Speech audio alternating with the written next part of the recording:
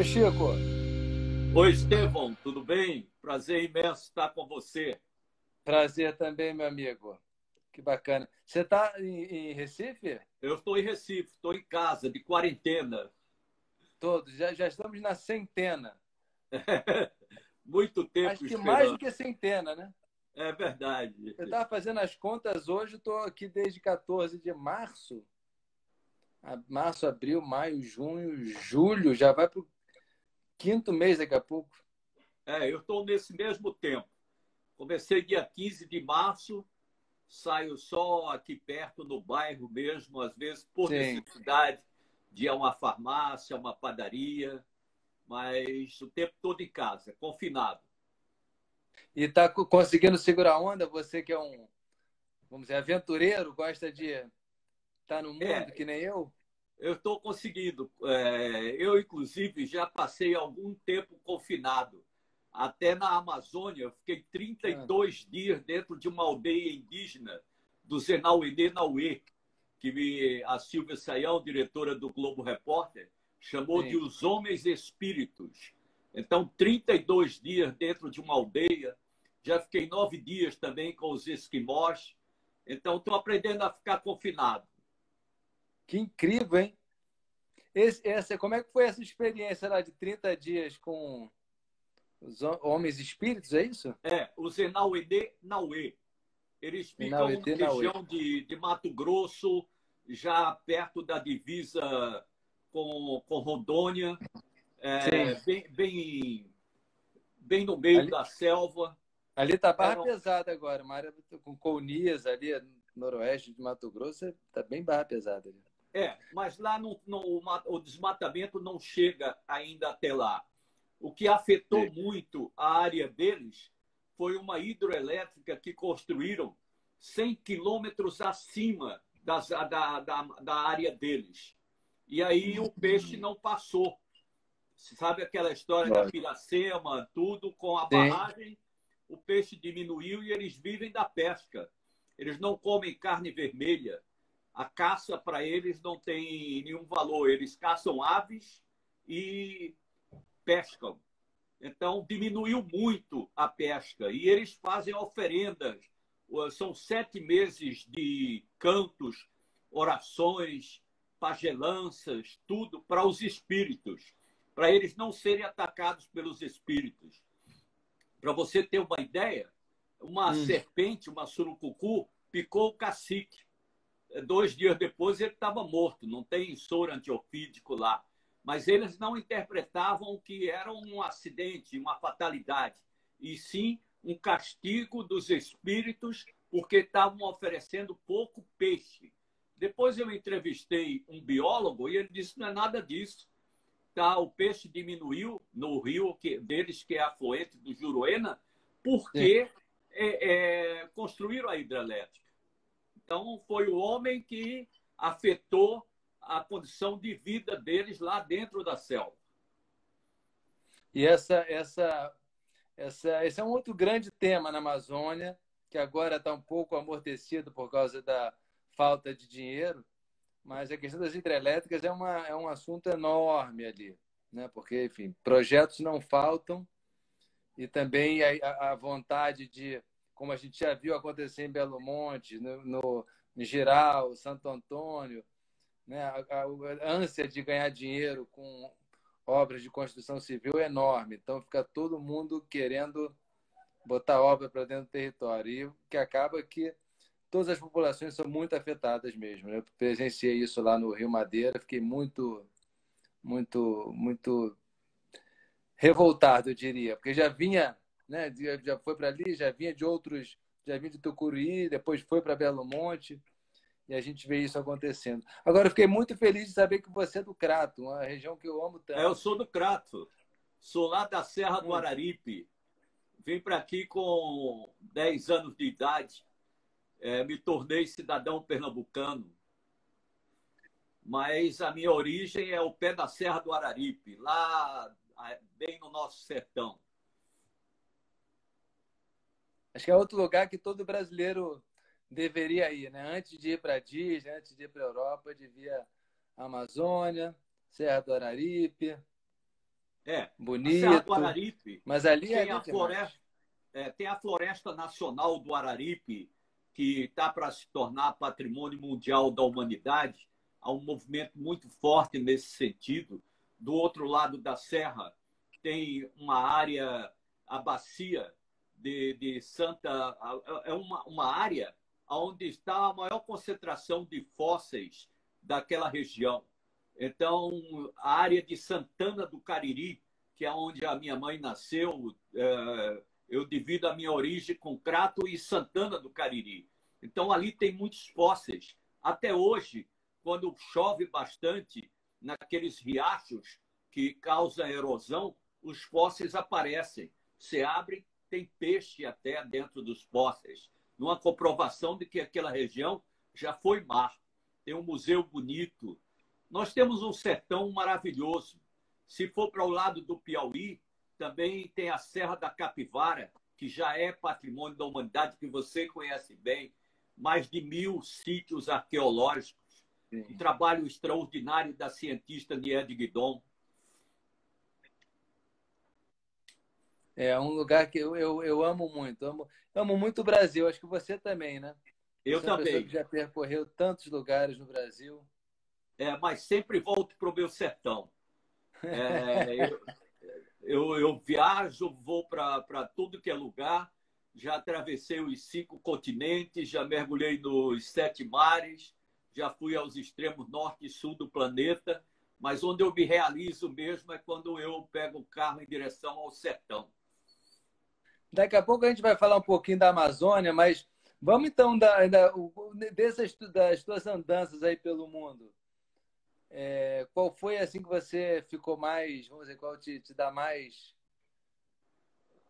boas recordações? Pode ser uma de medo, uma de, vamos dizer, de êxtase. É, vamos citar, digamos, a África. Eu tenho 13 Globo Repórteres na África, mais séries para o Fantástico, e eu poderia citar uma matéria que me marcou muito, que é relacionado também com a Amazônia, que é o desaparecimento das espécies. E na África está desaparecendo uma das principais espécies desse planeta, o rinoceronte, porque o chifre do rinoceronte chega a ser vendido por US$ 1 milhão. Não é exagero. Você pode pesquisar, está comprovado. Os bilionários asiáticos compram porque é um símbolo do poder. É uma coisa caríssima e fica lá no escritório ou então no museu particular, tudo. Então, estão caçando o rinoceronte a custo da própria vida, porque o caçador ganha muito pouco. Quem ganha é o Sim. atravessador que vai fazer chegar o chifre do rinoceronte. Então, no Globo Repórter que nós fizemos, que entrou há 2 anos, nós mostramos na África do Sul, que é um dos poucos países onde ainda sobrevive o rinoceronte, em áreas cercadas, com vigilância, tudo. Eles estão indo de helicóptero, atirando de fuzil nos rinocerontes com dardos. E aí nós temos uma câmera no helicóptero e a nossa equipe seguindo as pessoas pela terra. Ele dá a posição e a gente segue. Na hora que o rinoceronte cai, eles vêm com a motosserra e arrancam o chifre do rinoceronte. E é guardado num cofre secreto lá no Banco Central deles, tudo porque aquilo é preço de ouro. Então, arrancar, extrair o chifre para o animal sobreviver, nós estamos chegando ao fim do mundo, Estevão. Tem que fazer isso. E quantas espécies também não estão desaparecendo na Amazônia, no Pantanal, com esses incêndios, a maioria provocados, né? É muito difícil. Maioria incêndios criminosos mesmo. Até na semana passada saiu um relatório lá do MAP Biomas, né, com o nosso amigo Tasso Azevedo, onde ele mostrava que 99% do desmatamento ocorrido na Amazônia no ano passado foi ilegal. Ou Ilegal. seja, não existe desmatamento ilegal e desmatamento legal. Tudo é ilegal. Tudo é ilegal. Queimam a floresta, quando podem para retirar a madeira, também ilegal, não tem retirada de madeira legal, é ilegal, e depois para abrir o caminho para a boiada passar. É isso que está acontecendo. Você conseguiu ver o filme? Bom, antes de chegar no filme, eu ainda queria te perguntar aí se você falou seria um caso assim, vamos dizer, triste, né? Mas eu vi você aqui no teu WhatsApp aí, você quase abraçado com um tubarão. Como é que é isso? Ah, eu mergulho muito, há muito tempo. E eu moro aqui na praia de Boa Viagem. O mar está Aí aqui. tem bastante, hein? Aí do outro lado dos arrecifes Sim. estão os tubarões. Ui. Eles não está mais ocorrendo acidentes com eles, porque tem placas de 100 em 100 metros. Não ultrapasse os arrecifes. Não nade na área aberta. Não faça surf. Tudo é proibido aqui. Para fazer, tem que ser a partir de Maracaípe, em Pojuca, a 80 quilômetros daqui. Foram mais de 50 casos e 23 mortos. E os pesquisadores dizem que é o tigre, a espécie tigre. Então, eu procurei saber aonde é que eu posso filmar os tigres. Disseram, olha, no abismo das Bahamas, monta uma expedição, é distante para dentro do mar, mas é raso, não é profundo, e a água é cristalina. Então, a expedição, lá não é proibido, eles levam peixes, quase 300 quilos de peixe, e jogam na água. Então, vem tudo que é tubarão, inclusive os tigres. E aí nós mergulhamos e ficamos o dia inteiro, 3 mergulhos durante o dia. Tivemos a oportunidade de fazer imagens junto, dele pegar a câmera e, ao mesmo tempo, de desmistificar essa história do que o tubarão é o grande vilão. O cinema e a televisão. Se o Eu sou dessa geração. É. Eu, quando nado no mar, agora eu já estou mais calmo, porque eu nadei em Fernando de Noronha, já nadei com tubarão, então fiquei menos paranoico. Mas eu passei a minha adolescência e início de vida adulta. Falava em tubarão, você corria de comer. Não, eu ia nadar no mar e eu achava que ia ser mordido por um tubarão a qualquer momento. É verdade. Eu virava para cá, ele viria daqui. Eu virava para cá, ele viria daqui. Eu vou só te dar um dado. Na África mesmo, o hipopótamo mata cerca de 3.000 pessoas por ano. As abelhas matam em torno de 1.500 pessoas. O tubarão mata em torno de 30 pessoas por ano. Então, nós não somos alimento do tubarão. E eu fiz questão de mostrar isso nessa reportagem, porque ele passa por a gente farejando o peixe. Ele, aqui, pegar surfista, porque a água é turva. Com o movimento das ondas, o fundo é de areia. Então, a água fica turva, você não tem visibilidade. Ele também não consegue ver. Então, ele vem atraído pelo movimento. Ele vem pela audição. E aí vê o surfista balançando a perna, ele pega o braço, alguém nadando, ele pega. É isso que tem acontecido. Então, nós mostramos que aquele animal, apesar de aqui ter feito vítimas, lá na água limpa, ele passa, às vezes, não dá nem atenção para a gente. Ele quer pegar o peixe que está dentro de uma caixa de aço, lá no fundo, e ele cheira e sente pelo odor que ali tem a comida dele. Chega a agarrar com os dentes a caixa de aço. Eu já vi o pessoal falando que o tubarão, quando morde assim a gente, ou enfim, um ser humano, dá aquela... Não gosto dele porque ele é muito osso, né? Osso duro. Não é aquela carne molinha do peixinho, assim, aquela espinha que dá para engolir. A gente, ele não gosta muito, não. Na realidade, os primeiros casos de ataques aqui, os biólogos não gostam que chamam de ataque, mas na realidade é um ataque, porque se fosse um cachorro, seria um ataque. Então, vamos dizer, um incidente, nos primeiros incidentes aqui, ele arrancou a perna de um rapaz. Eu fui fazer a reportagem. O rapaz tinha 16 anos, estava surfando. Isso há 15 anos. E aí, 2 dias depois, a perna apareceu na praia.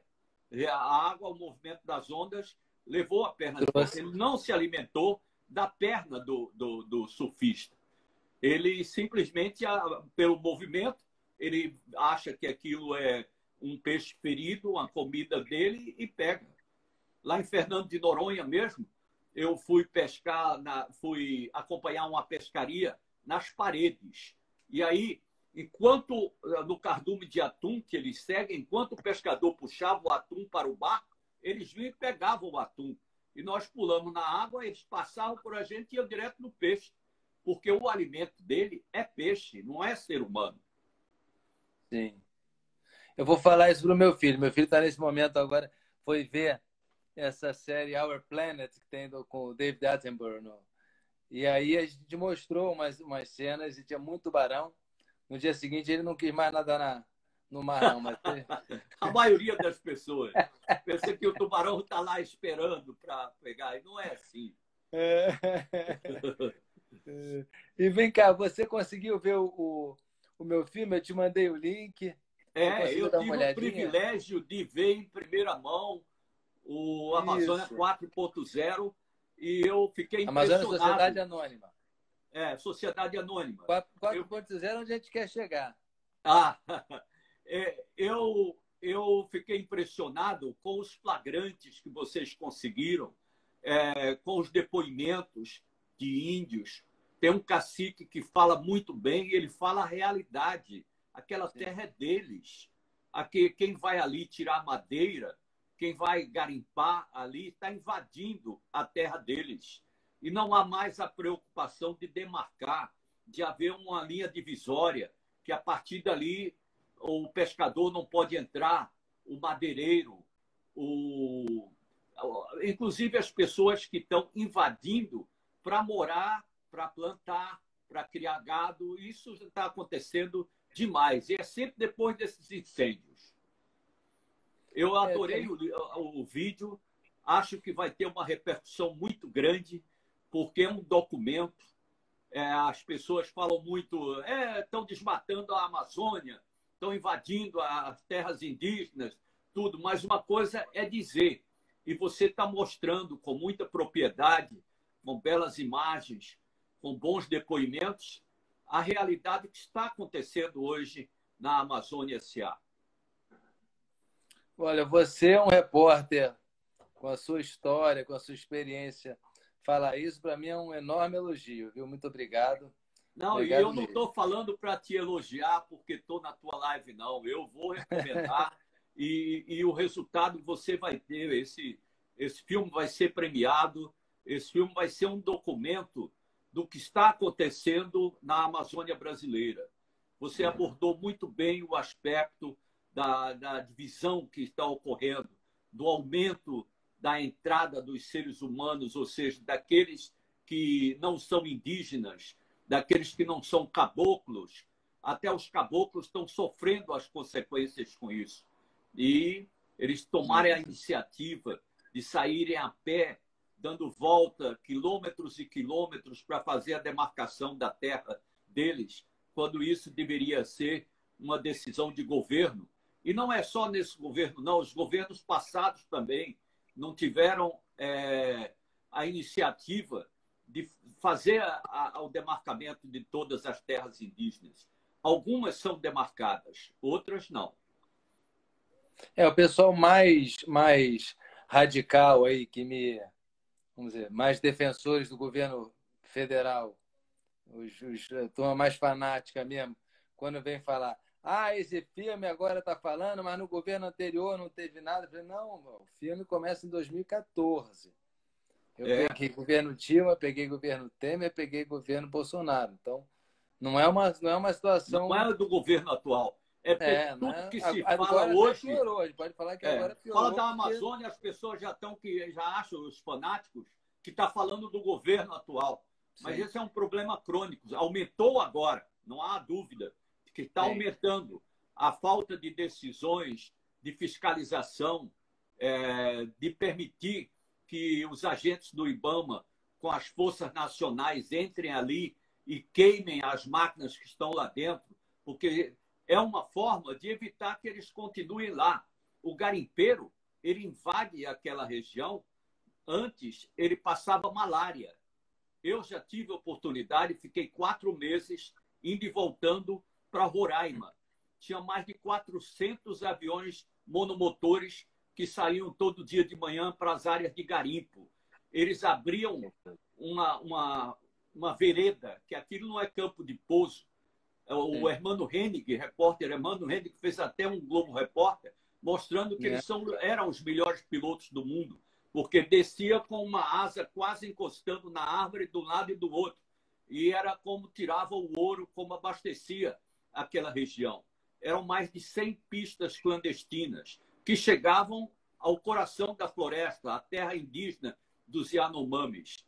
E numa área bem distante, onde tinha um funcionário da FUNAI para fazer o tratamento dos índios, tratamento no sentido de que eles podiam pegar a gripe, que é uma doença que nós levamos para eles. É tanto que todas as vezes que eu vou a uma aldeia indígena, faço todos os exames, até por exigência da FUNAI, nós só entramos lá depois de comprovar que não temos nenhum sintoma de nenhum tipo de doença que possa contagiá-los, porque eles podem até morrer por um surto de conjuntivite. Eles ficam coçando os olhos, entram na floresta, não conseguem mais sair e morrem lá. Eu já tive depoimentos de um sertanista muito antigo que contava isso. Então, quando nós fomos procurar o funcionário da FUNAI, que tinha perdido o contato com a FUNAI de Boa Vista, nós encontramos ele na mesma situação dos índios, todos prostrados com malária. Eram poucas as pessoas que ainda conseguiam fazer alimento, ainda andavam pela aldeia. E aí tinha descarregado a bateria do rádio dele e ele perdeu o contato para dizer que estão todos doentes. Eles pegaram malária. Tem garimpeiro que se orgulha de ter pego 150 malárias. E lá eles curam com as ervas dele, curam com quinino, os garimpeiros. Mas os índios, aquilo é uma doença de branco, não é uma doença deles. Eles podem curar até uma picada de serpente venenosa com as raízes, com os chás, com as misturas que o pajé faz para curar aquilo ali. Mas ele não sabe curar uma gripe, uma conjuntivite. Que agora com a Covid. Eles não têm como se defender. Se um chegar à aldeia mais distante e transmitir para os outros, vão morrer todos, porque é muito distante. Não tem pista de avião para chegar, não tem acesso à civilização. Os que estão morrendo são os que a gente sabe, são os que vivem mais perto das áreas urbanas. Porque quando a aldeia é perto, eles vêm ter contato moram na cidade, moram perto da cidade, levam os hábitos da gente para lá, até bebem, consomem bebidas alcoólicas, pegam os nossos vícios. Tem índio que mora perto que está de celular. Tem outros que têm carro, que andam tudo. É bem diferente da maioria que está isolada lá dentro. Yanomami são 300 aldeias. 30 têm contato, ou um pouco mais. As outras não têm contato, são muito distantes. Então, se alguém, ou índio ou não índio, chegar a uma aldeia daquela com o vírus, vão morrer todos, porque eles não vão ter como se comunicar, como dizer que estão doentes, nem as equipes de saúde vão poder chegar até lá, porque é muito distante. E aí tem uma confusão também de entendimento, que é como se o indígena, para permanecer indígena, ele tivesse que estar totalmente isolado da civilização, vamos dizer assim, né? E ele tivesse ainda que andar pelado, ou tivesse que andar de touca, alguma coisa assim. Mas é aquela coisa, eu não me visto como meu avô, não me visto até como meu pai, e, no entanto, sou descendente deles, tenho a mesma identidade cultural. Então, essa necessidade mesmo de comunicação, de estar conectado com as outras esferas do mundo moderno, tirando os índios isolados, que, enfim, que, do meu ponto de vista, devem continuar lá isolados. Por exemplo, os Mundurucus já estão contactados há mais de, sei lá, 200, 300 anos. Então, eles falam português fluentemente, têm uma relação com a cultura, foram catequizados, são católicos, a grande parte deles, alguns agora estão virando evangélicos. tem um sincretismo com o Caro Sacaibã também, que é uma outra coisa interessante. Então, a gente não deve, de maneira nenhuma, achar que, por ter esse contato, eles não são mais indígenas. Até porque eu tenho uma história muito bonita com o Cacique Juarez, que eu gosto de contar, porque acho que explica muito o valor do conhecimento, da sabedoria indígena. Eu estava com ele, quando eu fui fazer minha série para o Fantástico, eu falei, Cacique, eu escrevi aqui uma cena onde você vai me dizer como é que se fala a palavra árvore em Munduruku. E aí ele olhou para mim e falou, não, essa palavra não existe em Munduruku. Aí eu falei, não, você está brincando comigo.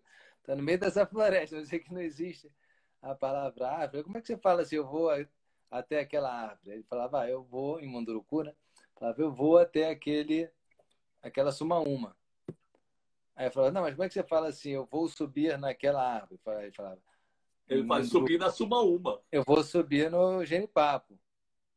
Aí eu fui entendendo que, de fato, a palavra árvore carrega uma ignorância enorme, porque você generaliza uma enorme diversidade. As árvores, para eles, têm nome. Isso, tem personalidade, tem direitos, inclusive.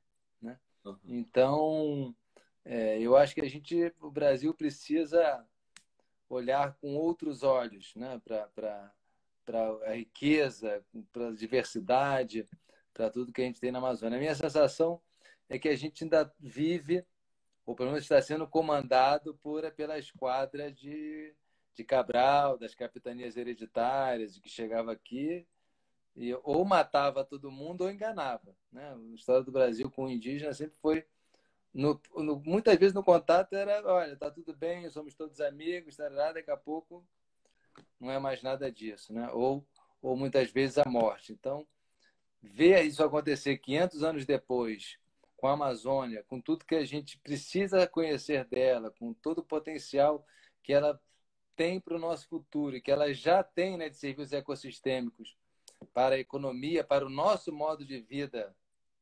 ocidental, tudo parece um grande erro, né? No mínimo um grande erro de avaliação de como as coisas têm que ser conduzidas. Tirando a parte espiritual, de identidade cultural, que aí, enfim, nem todos comungam das mesmas visões, dos mesmos modos de ver o mundo, mas, no mínimo, vai ter que saber, e isso está provado, de que a floresta é fundamental para a economia do nosso país. Né? E isso afeta a todos nós. E vai afetar. Se a floresta virar savana ou perder essas características do seu regime de chuvas, o centro-oeste, o sul e o sudeste, e parte do nordeste também vai ter vai sofrer muito com o clima, com a falta de umidade, com falta de chuva, falta de alimento, falta de água nas represas, nas hidrelétricas. Precisa haver uma conscientização de que o grande potencial econômico da Amazônia é a biodiversidade, é o laboratório que aquilo representa, é a quantidade de folhas, de raízes, de frutos selvagens que podem se transformar em remédios, que já foram pesquisados. A árvore vale muito mais como está do que sendo cortada para plantio de gado. A biodiversidade amazônica é o maior tesouro natural que existe no Brasil. E você citou os índios isolados. Quando Cabral chegou, todos eram índios isolados. Eles viram brancos, eles viram os seres não índios pela primeira vez ali na chegada. Em Brasília, tem um indigenista chamado Sidney Possuelo, que foi o profissional ligado aos índios que mais lutou para manter os índios isolados aonde eles estão, sem visitas, deixar que eles vivam como são, sem passar doenças para eles, principalmente. E eu já tive a oportunidade de, em 2 ocasiões, seguir com Sidney Possuelo em expedições assim.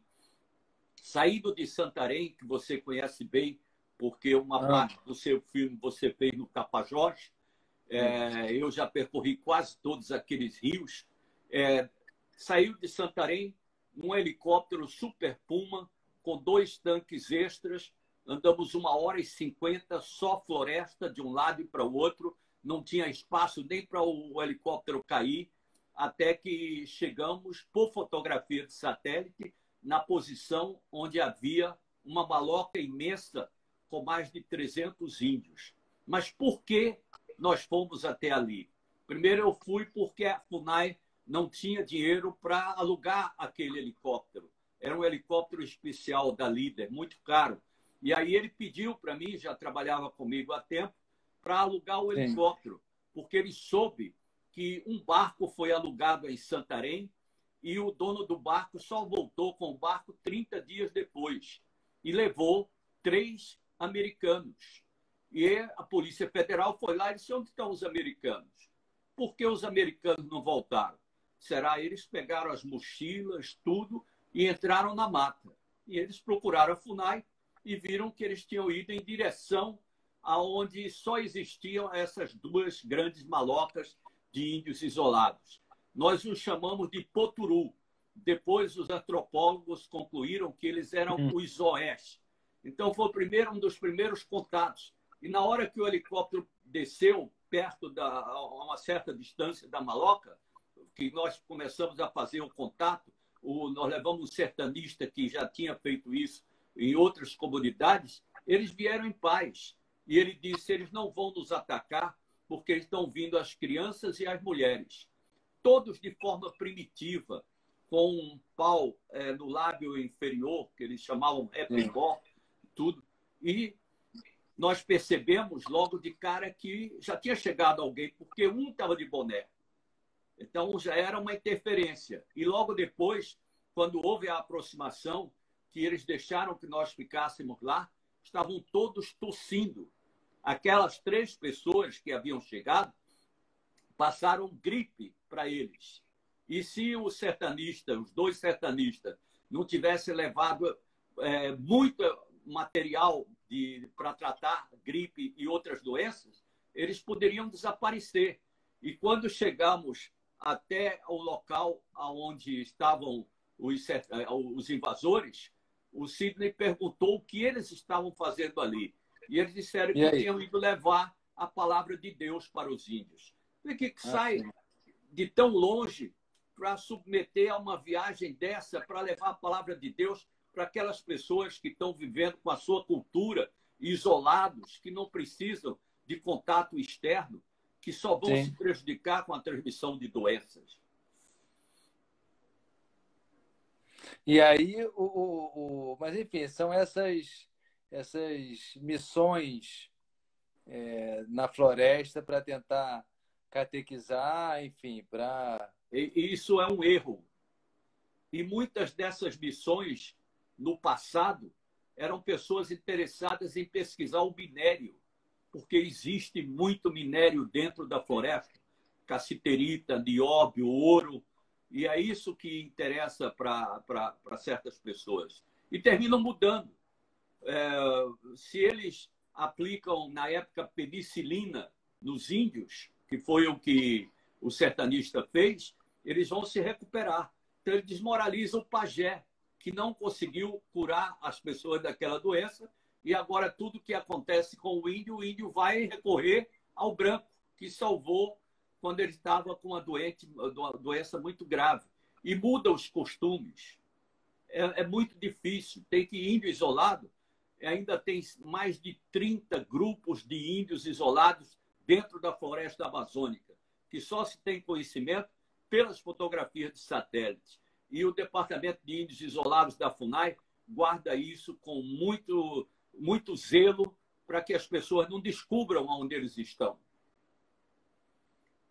Não, porque dá um alento no coração, assim, a gente pensar que tem, enfim, culturas, pessoas que vivem sem saber de nada dessa loucura que a gente vive, que a gente acha que o mundo é dessa maneira. Para mim realmente é um conforto no coração, assim, em pensar isso. Puxa, alguém que não vê televisão, não sabe o que é tênis Nike, não tem nada, nenhum desses valores aqui, está numa outra, vivendo nesse mesmo planeta de um outro, de uma maneira tão única e tão diferente da nossa. Acho que isso abre possibilidades enormes, né? No momento em que o planeta, né, todo está quase andando numa mesma direção, por mais que as distâncias ainda guardem muito. Isso também é uma outra verdade que você deve ter presenciado bastante, né? Por mais que a globalização leve todo mundo num certo tom, num certo diapasão assim, mas graças a Deus as distâncias, as dimensões do planeta ainda são grandes e ainda os sabores locais ainda permanecem, né? Você não sente isso também? Eu entendo, sim. E eu entendo que a interferência, hoje, é muito difícil haver um controle dessa interferência de contato dos índios com os seres urbanos. É muito difícil, porque até o índio já procura aproximar. Em Nauê, as últimas informações que eu tenho é que antes só podia chegar de barco, mas agora já tem uma estrada de terra que chega até perto. Então, é o primeiro passo para que eles se aproximem da área urbana, que eles saiam para a cidade, que eles passem a ter os nossos hábitos. E muda completamente a situação deles. Eu vou te citar o exemplo, que é o que eu considero mais forte, dos Waimiri Atroari, que são os grandes guerreiros da Amazônia. Na década de 70, Roraima não era ligada por terra ao Brasil. Roraima não tinha uma estrada que ligasse um estado ao outro, era território federal, mas não tinha. Ou você ia de avião, ou vinha fazendo baldeação de barco, entrando pelo Rio Branco, no Rio Negro, até chegar a Manaus. Então, o governo militar mandou construir a estrada, cortando 120 quilômetros da área dos Yanomami. Eu vi relatórios da FUNAI, e havia um livro escrito por José Porfírio, ele mostrando que eram mais de 2.000 índios antes da construção da estrada. Na hora que as máquinas entraram, invadindo a floresta, derrubando a coisa, os índios atacaram o exército. Era construído pelo exército. E o exército revidou os ataques. Então, no final da abertura dessa estrada, os índios, que eram mais de 2.000, eram só 374. E eles não foram mortos apenas nos conflitos com os militares. Eles foram mortos também com as doenças que foram transmitidas para eles. Então, eu acompanho esses índios há mais de 30 anos. E eles, de 374, decidiram se reproduzir. Lá, um homem pode ter 4 mulheres. Depois da menstruação, a menina já pode casar. Então, hoje, eles já são mais de 2.000. Eu acompanhei quando eles completaram 1.000 e acompanhei há 2 anos quando eles chegaram aos 2.000, o Curumim 2000, que foi assim que nós chamamos no Jornal Nacional. Então, essa história desses índios. E outra coisa, eles estão hoje com 49 aldeias. Algumas, 3 ou 4, ficam perto da estrada. E eles têm contato. As outras estão muito dentro da selva. Só chega lá indo de barco, não tem estrada, não tem acesso. E isso permite que eles vivam na mesma condição cultural deles lá dentro. E outra coisa, eles têm um detalhe importante, que ninguém pode viver fora da área deles. Se um Waimiri Atroari sair para ir morar em Manaus, não volta mais. Ele pode ir até a Manaus. Projeto Waimiri Atroari. São mais de 2.000 índios vivendo na floresta, mantendo os costumes deles. Hoje já estão vestidos, tudo, falam português. E quando eles estavam tendo aula de português, com um que tinha vindo para a cidade estudar pela FUNAI, eu perguntei: por que vocês estão aprendendo português? Ele disse: para se defender dos brancos. Eles queriam aprender a nossa língua para saber dialogar com você, porque antes eles não eram entendidos. E são índios Sim. valorosos. O Aimiri e a Troari, eu tenho muita admiração por eles. Eu comprei uma rede feita por eles numa loja indígena em Novo Airão, ali na boca do Rio Negro. Uma rede maravilhosa. É, E acho que a Amazônia ela tem essa situação única, né? Porque até a Patrícia mandou uma pergunta aqui, como é que eu vejo no meio de toda essa confusão, viu? Essa junção de pessoas, interesses na Amazônia. E eu penso que a Amazônia tem uma história de pelo menos 14 mil anos, né? Estão pedindo aqui para desativar os comentários, porque está no seu rosto, mas sem os comentários as pessoas não se expressam. Eu vou deixar um pouquinho. Eu queria ver se alguém quiser eu mandar vou vir pergunta, mais pode para mandar. cá, que eu acho que vindo aqui Boa, evita mais comentários. já vai melhorar um pouquinho. Já vai Isso. melhorar um pouquinho. Mas eu estava falando que a Amazônia, nesses últimos 14 mil anos, foi a terra das diferenças, da diversidade, né? Da interação de muitas Amazônias, né? Interações entre os seres humanos e milhares de outros seres não humanos, né? E eu acho que, como até bem fala o Eduardo Vieira de Castro, o Brasil, nos últimos 50 anos, tem imaginado que a Amazônia precisa ser uma coisa que ela não é. A gente precisa ultrapassar a Amazônia como se ela precisasse ser uma outra coisa, porque o que ela é não, não, não basta, né? E eu acho que isso é um grande erro, porque é isso, nesses 14 mil anos ela me ensinou muita coisa e conviveu intensamente com a humanidade, né? Fala assim, 5 milhões de habitantes ainda na época pré-colombiana. Então tem muita história, muito conhecimento, muita convivência, muita construção que deveria inspirar o nosso olhar sobre a floresta, né? Quando a gente olha hoje aquela região ainda tão rica, a gente deveria olhar com esse olhar em parte, reverência, em parte, buscar entender a grandiosidade, né? E como nós somos parte e filhos, né? Filhos da floresta, porque se não fossem as florestas nesse planeta, não teria nenhum ser vivo de grande porte sobre a Terra, né? Então Eu, elas é como que brasileiro, eu tenho muito orgulho dos nossos biomas. Eu vi que a Márcia falou com você no início, SOS Mata Atlântica. A Mata Atlântica sim, sofreu muitas consequências. A nossa caatinga no Nordeste também é um bioma exclusivamente brasileiro.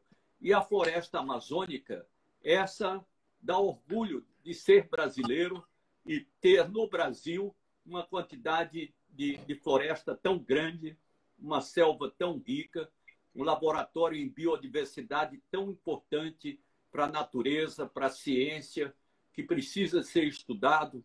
Menos de 2% da riqueza da Amazônia foi revelada até agora, menos de 2%. Isso, até brincando com o pesquisador do INCA, eu disse, aí pode descobrir a cura para o câncer? Ele disse, claro que pode. Aqui pode descobrir a cura para qualquer tipo de doença. O que precisa é pesquisar e procurar como encontrar a solução. Então, não há condição, não há interesse em colocar os pesquisadores lá dentro. Onde tem pesquisador, nós temos conhecimento. Eu fiz trabalhos em Mamirauá e lá os pesquisadores trabalham seriamente, fazem o estudo da migração das onças, todo o trabalho que é feito, os biólogos, pessoas que vão para lá para trabalhar, para pesquisar, para informar a ciência do que eles podem encontrar naquela região. O INPA também é um trabalho extraordinário que é feito ali sim. e precisava ser mais valorizado. darem mais condições para a ciência estudar a nossa Amazônia e não permitir a entrada das motosserras. Agora, você falou da Mata Atlântica. Não sei se você está acompanhando aqui no Rio de Janeiro a questão da floresta do O incêndio. Camboatá. É. Não, que estão querendo transformar a última área de floresta de planície da cidade do Rio de Janeiro, ali em Deodoro, numa área militar. A prefeitura está querendo transformar num autódromo. Você imagina... Só no Brasil isso, só no Brasil. Desmatar para construir um autódromo, para ter uma prova de Fórmula 1 por ano, se tiver.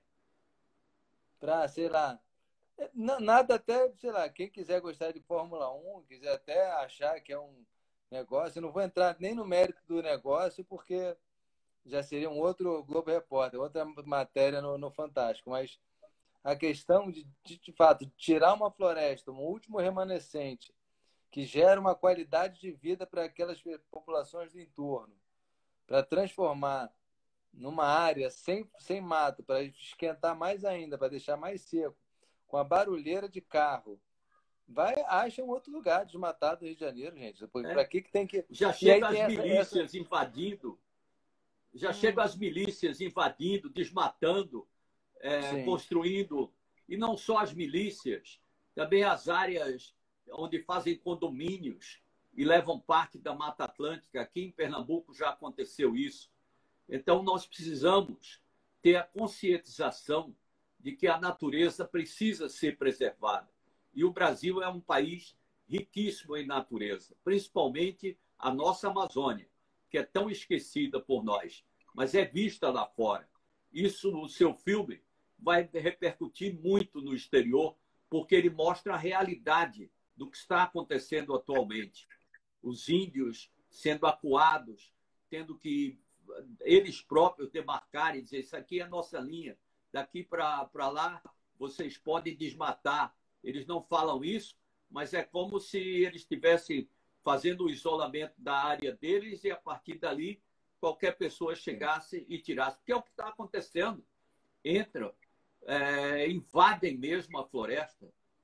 Tem gente ganhando muito dinheiro com isso, com o minério, a quantidade de mercúrio que é aberto, que é jogado nos rios, a abertura com dragas. Você teve no Rio Madeira, eu não sei se ainda estão lá, mas eu já fui ao Rio Madeira com mais de 2.000 dragas recolhendo ouro, de um lado Bolívia, do outro lado do Brasil, e ficavam tirando ali, sugando a terra para sair o ouro e jogando mercúrio para limpar o ouro.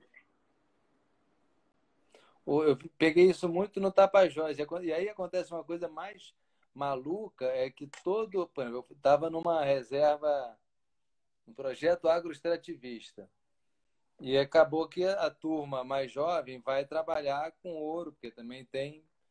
Toda ali, o Itaituba gira, a vida gira em cima do ouro. E aí você vai comprar na venda local uma Havaiana, um par de Havaiana, nem Havaiana, é outra marca, R$70. Você vai imagina alugar um avião. Imagina alugar um avião na área do garimpo, porque eles recebem em ouro. Tudo é muito dinheiro. Então, no fundo, todo mundo acha que está ganhando muito dinheiro, mas quando vai comprar, gasta muito dinheiro. Então, o poder de compra é praticamente o mesmo para um garoto daqueles de 18, 19 anos passar por dia 6 horas embaixo da água, com respirador, exatamente sugando o fundo do leito do rio. Que vida é essa? Mergulho arriscadíssimo, sem ter visibilidade lá embaixo. É muito difícil para eles fazerem isso. E ganham tão pouco, né? Quem ganha mais é o atravessador. E o Brasil não ganha praticamente nada, porque esse ouro, ninguém sabe para onde vai. Algumas pessoas comentam que vão para as grandes joalharias, mas para onde? Aquilo sai do Brasil sem pagar nenhum tipo de imposto. Não, tudo muito errado. Olha, a gente já está caminhando aqui para os nossos últimos 10 minutos. Aí tem aqui a Mariane está pedindo para você contar a história do Cabeça Branca. Eu não sei que história é essa. Você sabe? A história do Cabeça Branca Mariane Brito, deve ser sua parente. deve ser a Mariana Bride, né? Não, A filha Mariane da Sônia Brito Bride. 08. Não, Brito. Ah, é? A Mariane Brito é É. minha filha. É minha filha que mora na Ah, Espanha. então, Ela tá deve falando estar tá tua vendo de filha, tá lá. falando aqui, ó. Conta a história do Cabeça Branca. Tá vendo? É, Foi na pessoa certa. a história do Cabeça Branca é Ah, que eu passei muito tempo numa aldeia indígena, com os Waimiri Troari. Acompanho você há estava muitos e falando. muitos anos, aqueles que eu falei ainda há pouco. E na Sim. época, hoje eles me chamam de Chico, mas na época eu tinha o cabelo branco e eles me chamavam de Cabeça Branca. E essa história de Cabeça Branca pegou. Teve uma época que o Vinícius Donola, jornalista, companheiro Sim. nosso, ele disse: Chico, eu queria visitar aquela aldeia que você fez a matéria. Não é perto nada. Eu falei: é perto da estrada. Aí ele foi lá, não deixaram ele entrar, porque não deixa, eles não gostam de branco. Aí ele voltou e disse: eu não consegui entrar. Eu disse: então vai, volta lá e você quer mesmo ir? Diz que é amigo do Cabeça Branca. Aí ele foi e disse que era amigo do Cabeça Branca, eles deixaram entrar. E recentemente, uma equipe da Rede Amazônica, com uma repórter maravilhosa, que a Ah, Daniela, ela é a repórter de rede da Globo na Amazônia. Ela parou na estrada para filmar uma área lá do Waimiri. Aí prenderam a equipe. E o técnico tinha ido lá comigo uma vez, da Rede Amazônica. Quando o cacique chegou para decidir o que fazer com eles, reconheceu. Aí disse: você é amigo do. Você teve aqui já, né? Disse, com o cabeça branca, então pode ir embora. Mas só vem aqui se falar com ele. Aí isso virou folclore. Minha filha adora contar essa história. E como é que fala Cabeça Branca em Maimiri Atuari? Ou Não, era só eles falam Cabeça Branca? cabeça branca em português. Muito boa. Muito boa a história. Agora, é porque eu com os mundurucus hoje tem uma relação muito próxima. Foi muito difícil a aproximação e eu dei super razão a eles de serem desconfiados Eles são desconfiados, quem são. tá, porque tem motivo, né? É, São 500 anos de motivo. Mas isso. hoje, depois, enfim, adquirido uma confiança, entendendo o seu trabalho, a sua índole, nossa, a gente se diverte muito. Eles são muito É. gaiatos, gostam muito de fazer brincadeira. Eu tenho No ano um passado, carinho gigante. no ano passado, eu estive com os Chavantes, na Serra do Roncador, lá no Xingu, antes do Xingu. E aí, o início era uma desconfiança grande com a gente. Mas nós ficamos 6 dias lá, no fim estávamos amigos. É sempre assim, eles são muito ligados. Quando eles confiam na pessoa, eles passam a tratar bem e a não demonstrar nenhum tipo de violência, de agressividade, nada. Você tem sangue indígena também? Eu gostaria de ter, mas meu sangue é sertanejo mesmo, sertanejo bem matuto do Nordeste. Mas sertanejo tem também, enfim. Não tem, ou é só português aí na tua área?